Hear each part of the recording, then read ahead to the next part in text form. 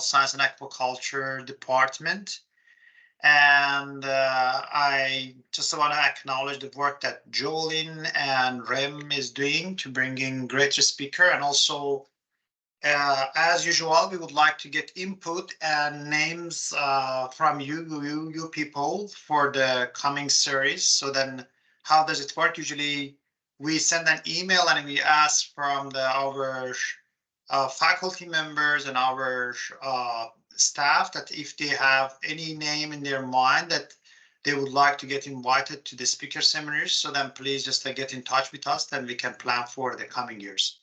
For today, we have Dr.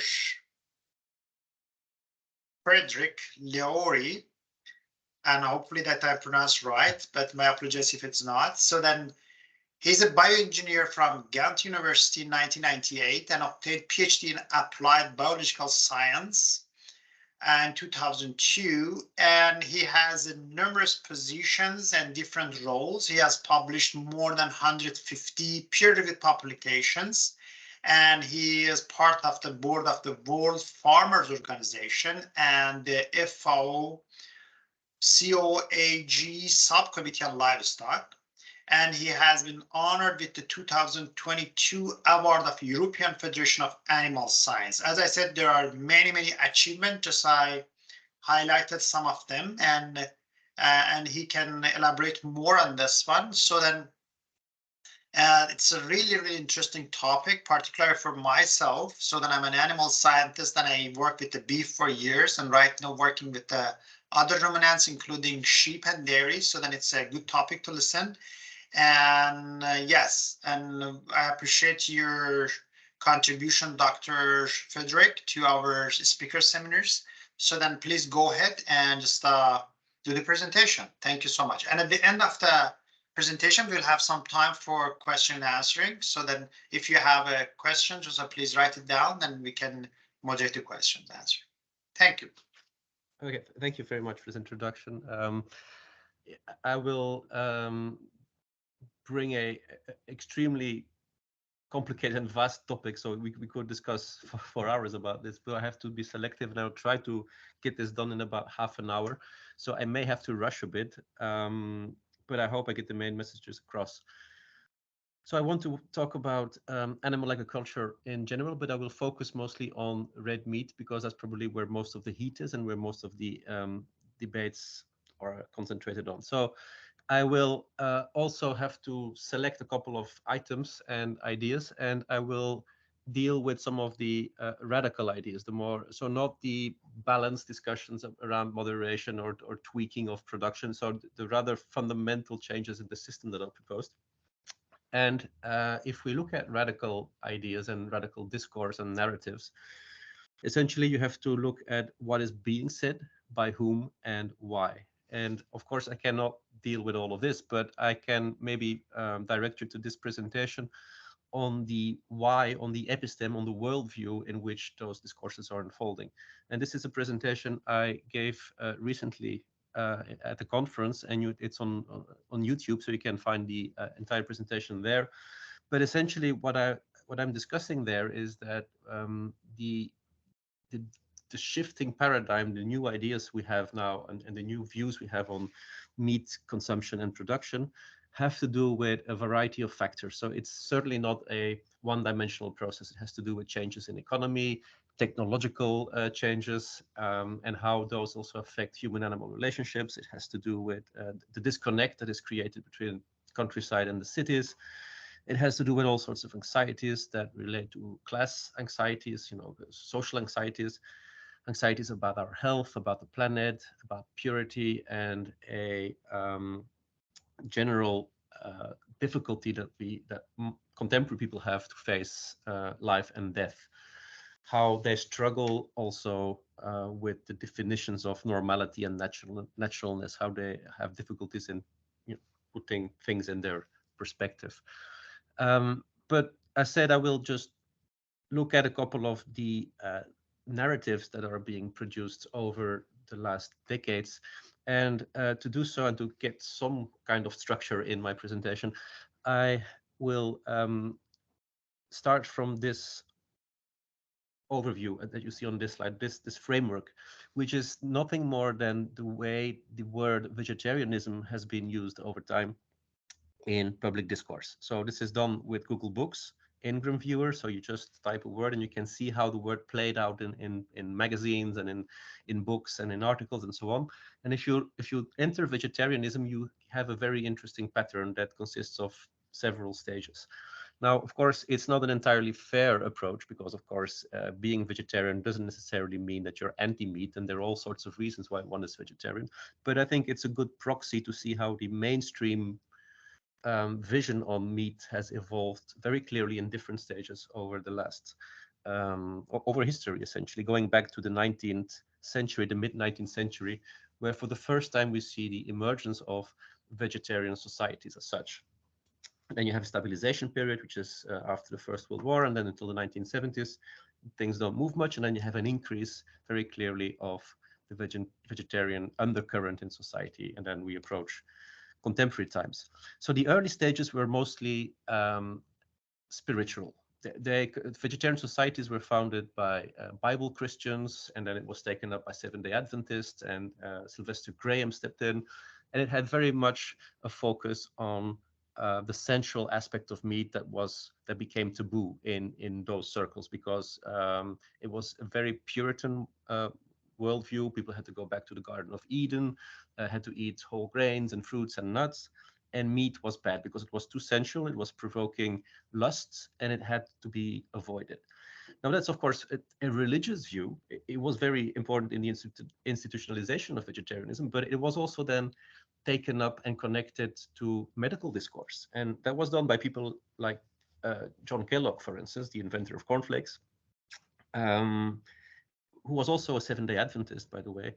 And he connected the whole meat avoidance and lust idea to medical discourse. And it entered some scientific journals. And then it was also influential in the founding of the American Dietetic Association in 1917. And starting from there, it became part of household economics. And household economics are the ancestor of today's nutrition sciences and dietetic sciences. So the food reform movement built on it. It was taken up by the middle classes, and it started to be used as a progressive statement. People that were vegetarian were also anti-slavery. They were pro the suffragette movement, and so on and so on. So it became very identitarian.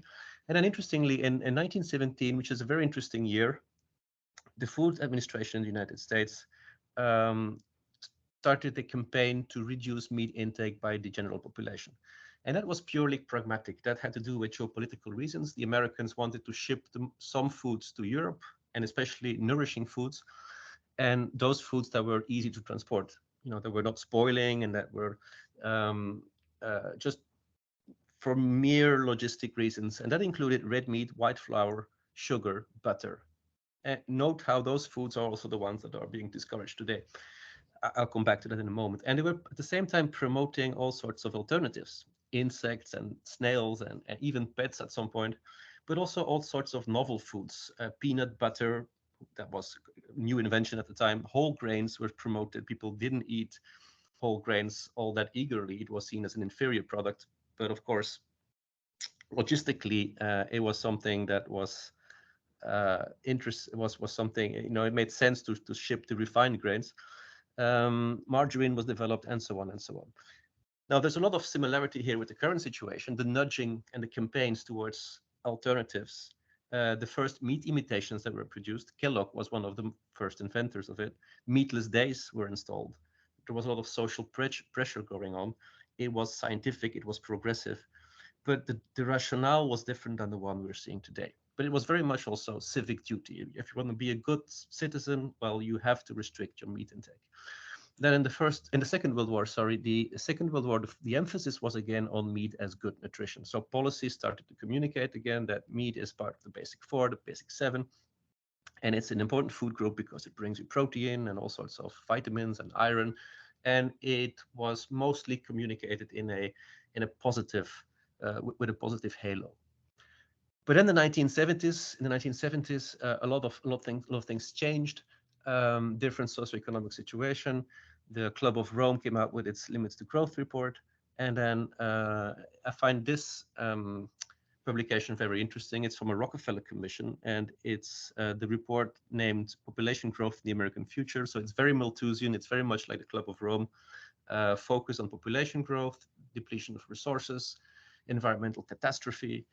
And in one of the parts of the document, it's clearly stated that we should shift away from the consumption of animal livestock, and they already mention synthetic meats. So we have to go towards vegetables and synthetic meats. And they even mention closed systems of agriculture and food from factories, which is interesting if we think about the views we have nowadays on the ideas we have around bioreactor foods and cultured meat and so on. And then they talk about a lobby for the future, because of course this will meet resistance.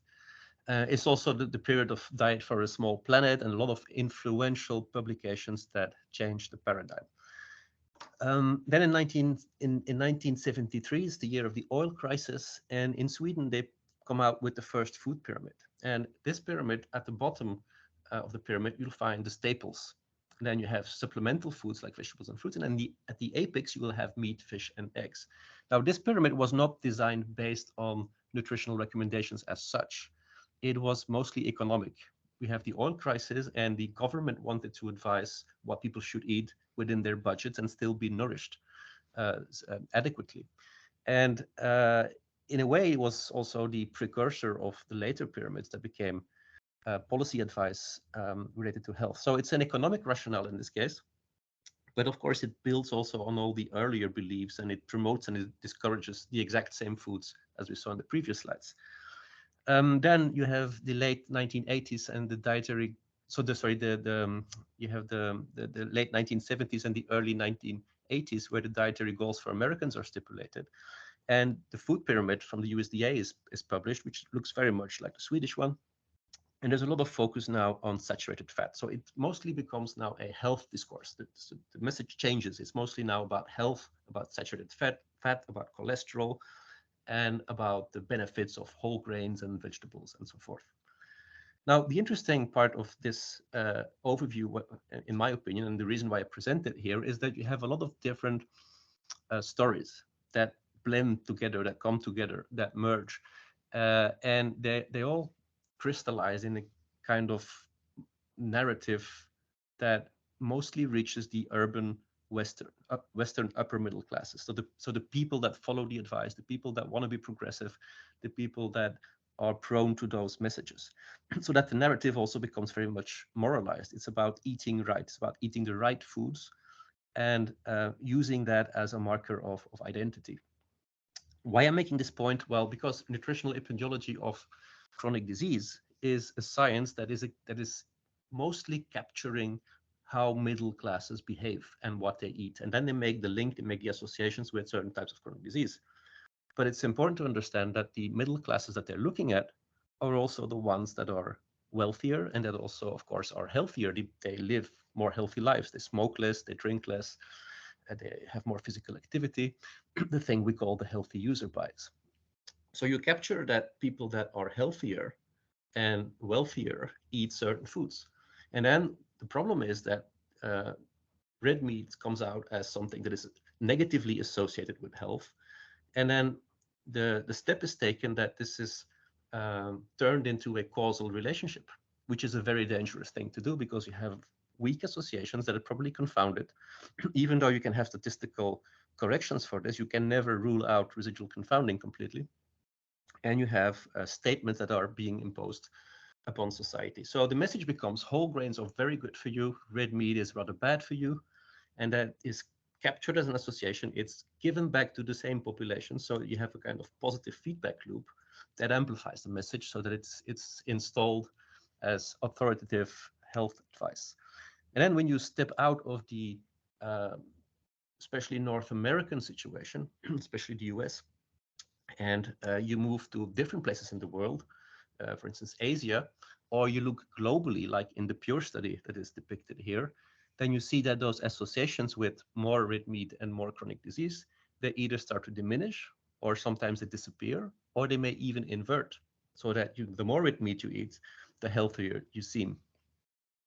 Now, of course, if you look at the global Pure study, looking at all the continents together, It's also, of course, quite an artifact, most likely, that the richer people, that eat more red meat because they have higher purchase power in the global south, are the ones that are healthier. So there are all sorts of anthropological reasons or distortions on what we sometimes overconfidently present as nutritional science. Then after that, so after the previous period, we have a transition period where the focus is shifting more to protein. It's also shifting to sustainability.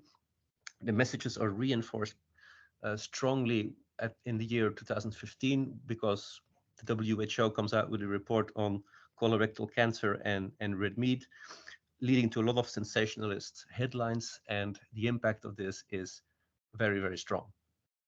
It gets translated in more contemporary health advice. This is the example of the food advice we have in my home country, Flanders, within Belgium, where you see that red meat is at the real bottom of the pyramid. So the pyramid is turned upside down, but red meat is at the bottom. It's even put below butter, and it's strongly discouraged. Every processed meat, whether it is a cooked ham with a benign treatment or ultra processed red meats, they're all expelled from the pyramid and they're put into a red circle together with alcohol and candy and ultra processed foods. And then a milestone or a very important moment is the 2018 publication of the Lancet report, which you may or may not be familiar with, but it's a rather influential report.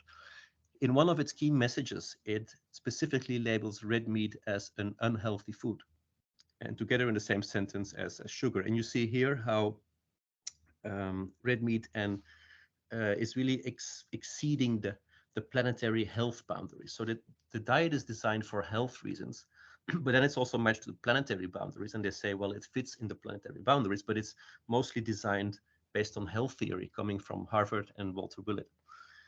The same is valid for potatoes, by the way. Starchy vegetables are depicted as problematic, and so are eggs. And then there's a big deficiency in nuts and cereals that have to be boosted tremendously to meet the health boundary. So it's a very drastic change compared to the status quo.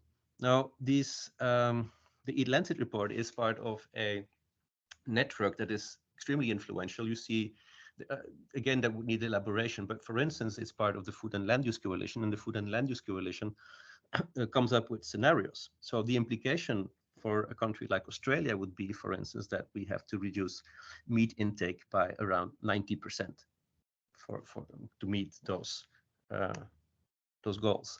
This is the C40 Cities Initiative, an influential public-private partnership in which 14 mayors of global cities have pledged that they will achieve the Eat Lancet diet by 2030, which would mean that the progressive target would be 16 kilograms of meat in total per person per year.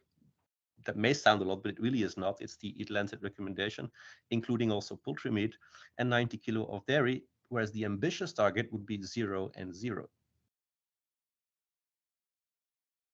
The endorsement comes from all sorts of players like the World Economic Forum. The EAT Foundation has been founded by a young global leader of the World Economic Forum, and the World Economic Forum is opening all sorts of doors to this foundation so that they can roll out their scenarios. The Eat Lancet people are very clear about what they want to achieve.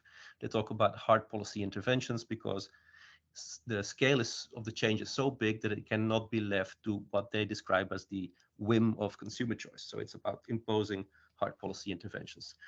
They connect to all sorts of radical players and scenarios within that network that still amplify the very drastic changes, to the point that even UNEP, United Nations Environment Programme, has at some point published this headline on their website: tackling the world's most urgent problem, meat, which is surprising coming from UNEP, given the impact we can expect from fossil fuels and industrialization.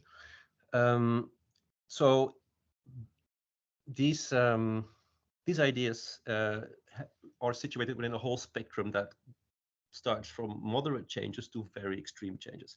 This is one of the more extreme examples. where it is argued that we should.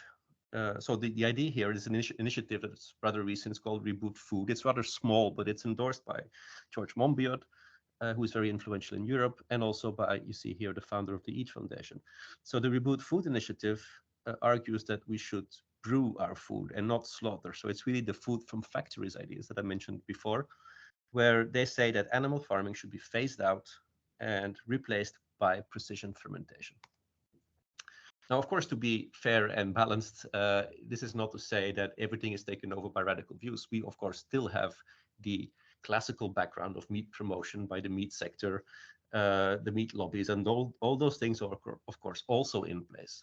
But what I would like to argue is that there must be a third way in between those two poles. And this is why we have recently started an initiative called the Dublin Declaration, following a summit that we held in Dublin, Ireland, where we presented comprehensively the state of the evidence that connects to the health aspects of meat, but also and livestock in general, of the health aspects, the environmental aspects, and as well the societal, cultural, ethical aspects. And this is an extract from the declaration. Let me read it to you because I think it's illustrative of the mindset that I'm trying to defend here. Livestock is the millennial-long proven method to create healthy nutrition and secure livelihoods, a wisdom deeply embedded in cultural values everywhere. So I am using this statement because it's in sharp contrast with the Reboot Food statement that we saw before, where everything has to be taken out and replaced by a new technology from scratch. So it's either starting all over again from scratch, or it is building on existing technologies. So, and that's a fundamental opposition that we find in the current debates and in the food system. Now, meanwhile, the Dublin Declaration was signed by 900 scientists worldwide, and it attempts to give a voice to those people that are working on livestock sciences and beyond, and that are concerned about the unbalanced situation that we are facing, and a situation which is increasingly becoming unbalanced. The next slides that I want to present to you, with those slides, I would like to illustrate how the radical ideas are building on a sense of urgency and what it would imply if we go for those more radical scenarios, and also try to position it within a more pragmatic view on reality. So this is a report coming from the House of Lords in the United Kingdom. And in the report, they present footprints. You see it on the right. So those are footprints for different countries. And for some reason, Canada is on top of it, where you see that an average Canadian has a certain specific footprint of, 14 tons of CO2 equivalents per person per year, right? And then you have a breakdown in different categories. And you also see that food is part of that footprint, obviously. But then the target they really want to achieve is the target at the bottom, which is now only met by countries like Indonesia and India. So you would have to compress that footprint by compressing all categories, including food, okay? And you would have essentially to meet the food related footprint of India and Indonesia if you want to meet that target. So let's have a closer look at it. I have here on the left-hand side a back of the envelope kind of approach that I developed recently based on the carbon footprints of France, which is representing European behavior. And you see here what a shift would mean for the footprint. Now, it is indeed that vegan and vegetarian diets can have an important effect within the footprint, but that's only within the dietary compartment. If you go vegan, or flexitarian, well, you will have on your total footprint, on your total carbon footprint, an effect somewhere between 1% and 6%, depending on how much you go to the vegan side of the spectrum, and also depending on rebound effects and other effects. Which means that if you do one round trip flight, you immediately obliterate your vegan contribution of that year. So within the perspective, within the footprint overall of a Western individual, the contributions are rather modest. It's not to say that they're not important and that we shouldn't think about them, but you should contextualize them properly. Now, the same numbers have been obtained in a New Zealand study where they come up with 2 to 4% difference on lifetime warming contributions from a dietary shift where you take out meat. The authors also mention, of course, that you have to pay attention to nutrients because nutrients will differ between the diets. And the same argument is made for the United States, where they have modeled what would happen if you would replace animal agriculture by plant-based agriculture. And the gain they have is something around 3%. And again, they are warning for the creation of deficiencies in essential nutrients if you make that transition. Now, there are discussions and debates around the methodology of this study, but taken together, it means that what you will obtain with a dietary shift within a Western footprint will be a modest contribution, whereas we often see it as a very sensationalist, big type of game changer in media. And the point we have to keep in mind is that if we go all the way to those maximum changes, well, and we meet the dietary patterns that we have in countries like India and Indonesia, well, then we have to mind that we are not developing nutrient issues. From the Eat Foundation itself has stated in one of its recent reports that India and Indonesia are the only countries essentially where the consumption patterns are meeting their recommendations. But if you look at the graph on the left, you see there are different countries that are listed in the x-axis, and in the y-axis, you have the meat intake. And you find that in those countries that are below the recommendation of Eat Lancet, which is the red line, if you're below that, you tend to find those countries with very high stunting rates in young children. Now, it's tricky to ascribe that completely to meat intake levels because those data are probably confounded by poverty and infections and all sorts of other things. But at least it is a warning sign that we should be careful if we're going to drastically change food supply. And also have in mind that it may be feasible for a Western individual with, who can supplement the diet and construct a plant-based diet with sufficient knowledge, but it may be much more difficult in vulnerable populations. This is a recent publication from people from GAIN, the GAIN Institute, where they have calculated the micronutrient supply coming from the Eat Lancet diet, and they had to conclude that the diet is deficient in certain micronutrients. So you would have to fill those gaps, either by taking nutrients or by fortifying or by other strategies.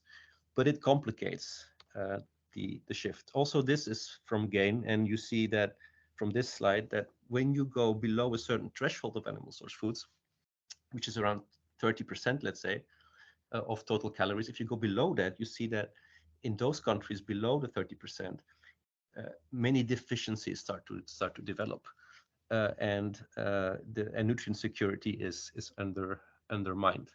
So essentially, even in the United States today, it's about 70% that is already coming from plant-based sources. Our diets are already mostly plant-based, but they are fortified with animal source foods sufficiently so you can get some of those key nutrients in enough quantity. So if you look at any environmental discussion, any environmental impact, whether that's talking about water wastage or about land use or CO2 equivalents and emissions, you always have to be very careful not to overlook the nutritional side of things. Because the metrics that we see are usually expressed per kilogram of food, which is fine if you want to compare the same food in different production systems and find the most sustainable version of it. But it's not fine if you're going to compare tomatoes with beef. And not even kilocals will tell you much. Or if you express it per kilogram of protein, because protein comes in different qualities. And also it just overlooks all the micronutrients.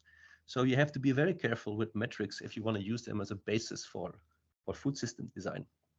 Not to mention that things like water wastage have also a relation with more complicated elements like green water versus blue water, or if you talk about land, you have the marginal land versus the land that is in feed-food competition. So there are a lot of complexities here, and isolating simplified metrics gives you a serious risk on reductionism.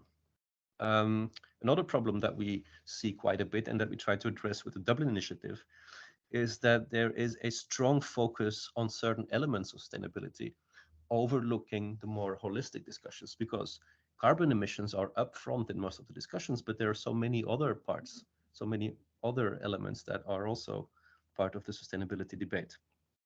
And the danger is that we end up with a tunnel vision that zooms in into one thing and forgets the trade-offs you will create by optimizing only one parameter.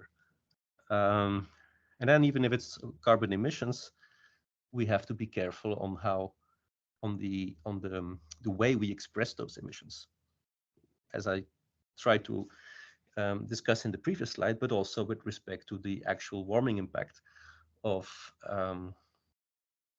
meat using the state-of-the-art science that we have. There's a message related to this on the right side of the slide. I don't have time to go into it, but it's very important that we have a solid, robust approach to the use of metrics and how we relate them to policy. And maybe one of the most important things we need to do is that we have to acknowledge what I call here the pharmakon. Pharmakon is an ancient Greek word that just means that things are at the same time good and bad. Livestock and meat, if you want, are at the same time can be a good and a bad thing, because it all depends on the praxis, on the way you deploy it, on the way you manage your herds, and so on and so on. You can use cattle and destroy your environment, but you can also use it as a way of upcycling inedible materials coming from marginal lands, starting from natural resources, and use it to build topsoil, to sequester carbon, to create diversity, and to create nourishing foods. So it's on the way we approach livestock. It's not, the problem is not livestock as such. The food system, and I'm almost finished, so we can have some time for discussion. The food system is an extremely complex system, and we should really approach it as such, as a very complex system. And what we face all too often is very simplistic policy decisions where they say, well, we need a herd size reduction, and the herd size reduction has to be 30% or 50%. And then we have a top-down intervention. Now, it is extremely difficult to reliably come up with a number here because of all the complexity in the system. In any case, crop agriculture already comes with a free surplus of animal source foods because of the circularity, because of the crops that come with a certain bystream that can be valorized by animals. And then we also don't really know how many animals we need to be maximally sustainable. There's a recent paper on the left here by Pablo Manzano, who's an ecologist. It's a brilliant paper, and it talks about how a big part of the world is just open ecosystem, consists of grasslands, and requires herbivores to keep those grasslands intact. Now, of course, we can have wildlife, we can have that discussion, but we may need more animals than we're commonly assuming. And the afforestation scenarios that we're often confronted with seem to simplify things and underestimate the ecosystem complexity. And then there's a lot of low-hanging fruit, of course, where there's a lot of potential gain that can be made by optimizing livestock systems worldwide based on interventions like improving animal health, improving feed, improving genetics, that would just mitigate part of the problem we already have. So it's extremely difficult to say what the final herd size should be. And that's why it's dangerous to come up with very drastic top-down decisions. We absolutely need a bottom-up approach as well on top of the top-down views.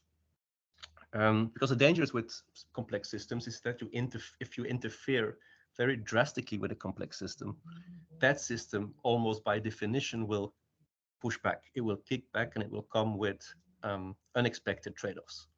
Things will happen, and those things can be catastrophic. It's very difficult to predict what a complex system will do. That's why people like Karl Popper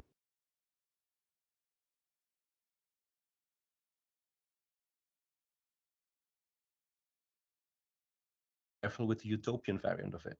We need a piecemeal version of it. We need a gradual approach where we tinker with the system and we don't drastically change it. Because the utopian ideological change that is sometimes proposed will always come with totalitarian interventions, and it tends to use pseudoscience, and it will come with those unintended consequences. So taken together, I think it's of utmost importance that we insist on a transparent discussion, not one-sided, holistic, careful, and respectful of quality of evidence. Because to improve the food system, is which we should absolutely aim for, and we should get away from the status quo, but we can and we should do better than this. So the Dublin Declaration is one step in that direction that we hope to achieve. I would also like to point out a website that I created in 2020. It's called Aleph 2020, that comprehensively summarizes evidence and state-of-the-art science for different aspects of livestock. You can have a look if you want. You'll find lots of links to papers, and there's also you'll also see two papers on the right side that try to tackle the broader discussions on livestock and system change. And with this, I finish my presentation, and I thank you for your attention. Let me just try to stop. Yeah. Excellent. Excellent presentation. Thank you so much, Dr. Frédéric. And yeah, I totally agree with you.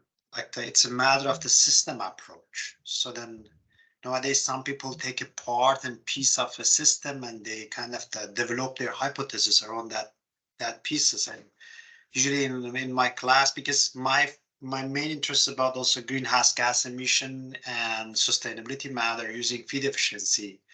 And I'm saying that every action that we are taking, we are using energy, like even moving our hand.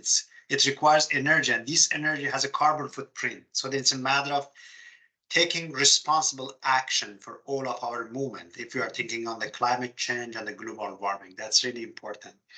Yeah, and that's a great presentation. I really liked it. Thank you so much. And anyone has question, please just raise your hand so then you can unmute yourself and ask the question, or alternatively, you can just put your question in chat box, then I can read for you.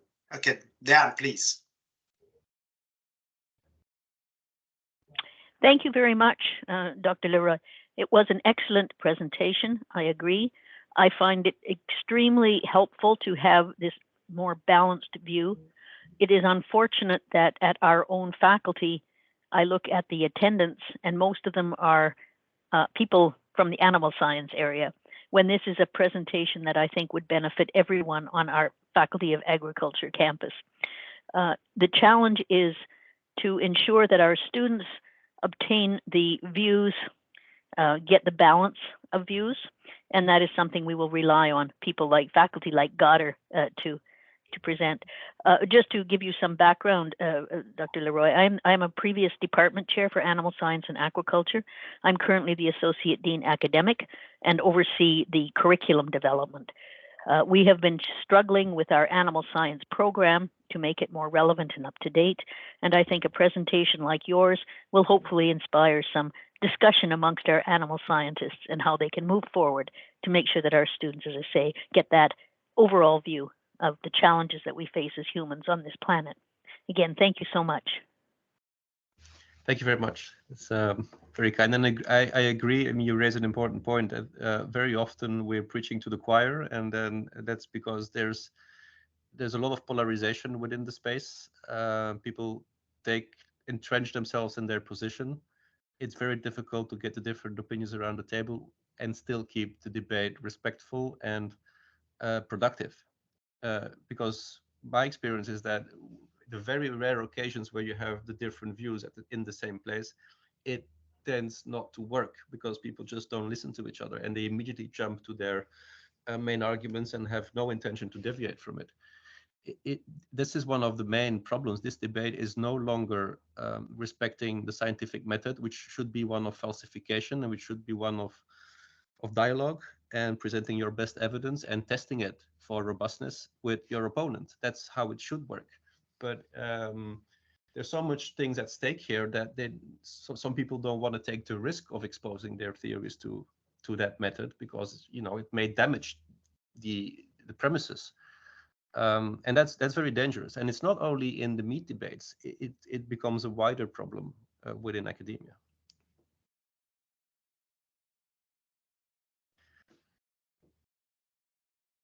We do have one question in chat box, Dr. Frédéric. Do you want to read, or shall I read for you? Do you have access? Maybe read it, because I can't really. Let me see if I can access it. All right, I see it. Right, the Farmer Party in the Netherlands. Yeah, well, yes. So that's happening next door here, and we have discussions. We had discussions recently in Belgium about starting a farmer party as well. Because we're facing the same problems. It's mostly nitrogen. It's more than emissions, because we have, of course, a lot of monogastric livestock agriculture based on pigs, especially. So nitrogen is center front, but it's been a landslide change in the Netherlands. Now, this has, of course, been provincial elections, and it's for the Senate. It's not the main election. It's not the one that will change things all that much, but it certainly is a warning.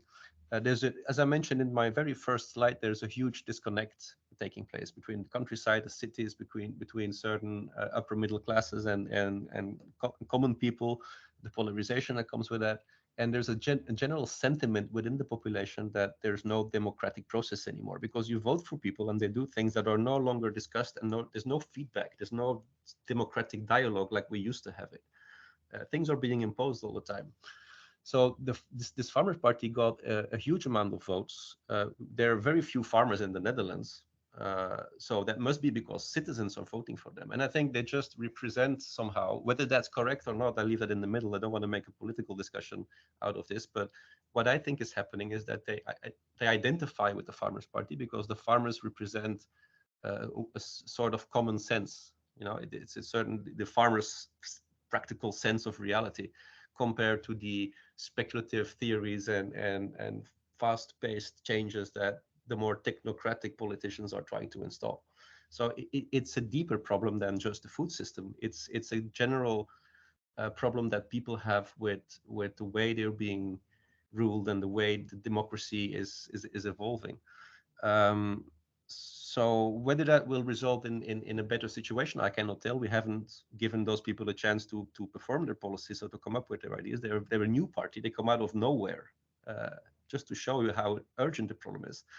But of course, they recuperate. They absorb a lot of the votes from the populist right parties, and then they're branded as such as well, which is unfair, I find. But it's politically sensitive, but it's indicative of a general tension in Europe, especially between people in the street and people in the cabinets coming up with interventions. So it's a sign of the times, mostly.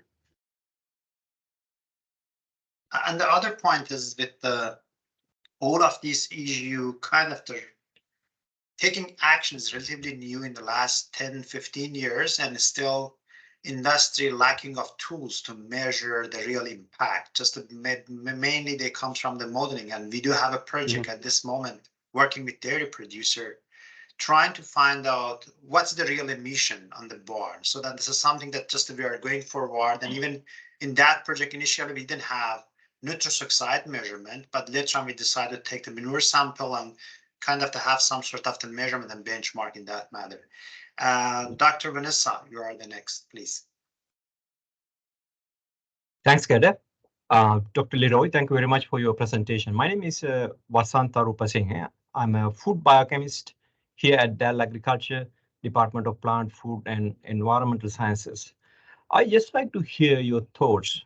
Some of the countries, including our Canadian government, now trying to promote circular agriculture. In your presentation, you came at the end, actually, the transformation need from monoculture crop systems to integrative plant and animal crop production systems to integrate and bring back what humanity used to use for sustainability of this planet a million of years ago. So what is your view? Having the challenge of that we have to produce 70% or more food by 2050 for the growing population. We have been doing this monoculture system for efficiency of food production. So going back to a concept that we used to have, do you think it is a possibility there in the future? What is the situation in the Europe? What is your opinion? It's a great question, and it's not only a great question. I think it's probably one of the most important questions we're facing for the future of the food system. And that's also why I think it's the wrong way to tackle this is by having the illusion that we can solve this with one single bullet, with one bullet solution, with one single approach. What we certainly need is a mosaic of solutions. I'm all for increasing circularity. I'm all for improving agroecological principles, whether that's agroforestry or silvopastoralism or regenerative grazing or whatever you want, or diversity of the crops and the grasses. We absolutely have to try out those things and scale them. Absolutely. But we also have to take care that we respect nutrient security and food security. I mean, we have countries like Nigeria and others that are, booming and exploding. We have to feed those people. We're not going to get there if we have to do it with some of the systems that we haven't tested for such big output production. So we need a gradual change towards more agroecological principles. I think the monocultures are devastating in many ways. But that being said, we also have to feed the populations. That's why we need a combination of agroecological tryouts that we amplify as much as we can, while also putting all our efforts in sustainable intensification using the best of science, which is precision agriculture and all sorts of different scientific tools we have, where we can improve the more conventional systems by using, by getting more out of them, and then putting those things together and carefully shift the balance towards what is most effective and most beneficial overall. But that's a difficult conversation. That's the conversation we need to have at the most holistic level with the biggest variety of stakeholders, where you need the farmers at the table and not only the economists that decide things. You need all the people, from the people that work the ground to the people that process the foods, but you need everybody in place, and you need to have that discussion and carefully move that forward. And I don't have, of course, a ready answer to this, but I have a conceptual answer to this. And I think that the main thing we need to do is offer a mosaic of solutions. The European Union that you referred to before is very much on the organic side of things. It's all about shifting to organic agriculture, which is fine for a part, but you need to do that transition carefully. Again, it should not be a transition that comes out of technocratic office in Brussels, where people have no clue about agriculture and they just say that because it sounds fancy and it will charm the public. It should actually be feasible. So yes, we can insist on organic systems and try to give them the best tools and the best benefits, but we should do it carefully, not undermining food sovereignty and nutrition security within our continent. Great answer. Thank you. Theodore, please. I really enjoy your presentation, and yeah, I was not aware of the carbon footprint of Canadians. It's pretty high. No, so yeah, that was a very good and balanced presentation. I really enjoyed. Now I have a interesting a question. So these new ideas, even to get all kind of meat-like products coming from fermentation or something like this. I wonder these guys, if they really made the calculation of the footprint of something like this, because we are coming with so many new technologies now, and we have, that idea, like from cradle to the grave technologies. And well, I'm just thinking not only meat, I'm thinking about having cars on batteries, and all governments and EU also in 2035, we switch the technology, but we are not respecting what we established. We don't have a clear view what is going to happen from cradle to grave with these new technologies, how it's going to impact the carbon footprint and so on. So when you have this kind of meetings and people are coming with this kind of ideas and you come with your nice graphs, showing actually food and the impact is pretty low compared to the other ones. And then you say, we calculated the carbon footprint. And these guys, do they have any? It's the problem is that those the people that advocate those ideas, they start from within a bubble. They work in virtual spaces, they work in spreadsheets, they work in computer models. They don't have the feedback from reality, and it's hard to make that connection, to establish that connection with reality. The reality check is very difficult to create in their minds. It's very virtual, it's model based, but models are fine and nice and neat, but they rest on assumptions. And if you shake the assumptions, the whole model collapses, right? Some of the models that we see are based on shaky assumptions. And I've faced that. I mean, my expertise is mostly in the nutritional side of things and the interface with the environment. I've seen it in the health and nutrition space, but I've seen it, of course, also in the environmental space. The modeling, the ideas are all very sophisticated with respect to the methodologies, but they rest on certain assumptions, and those assumptions are not always solid enough. And the main discussions should be about the foundations of these models. Can you make those assumptions, and are you not overlooking something?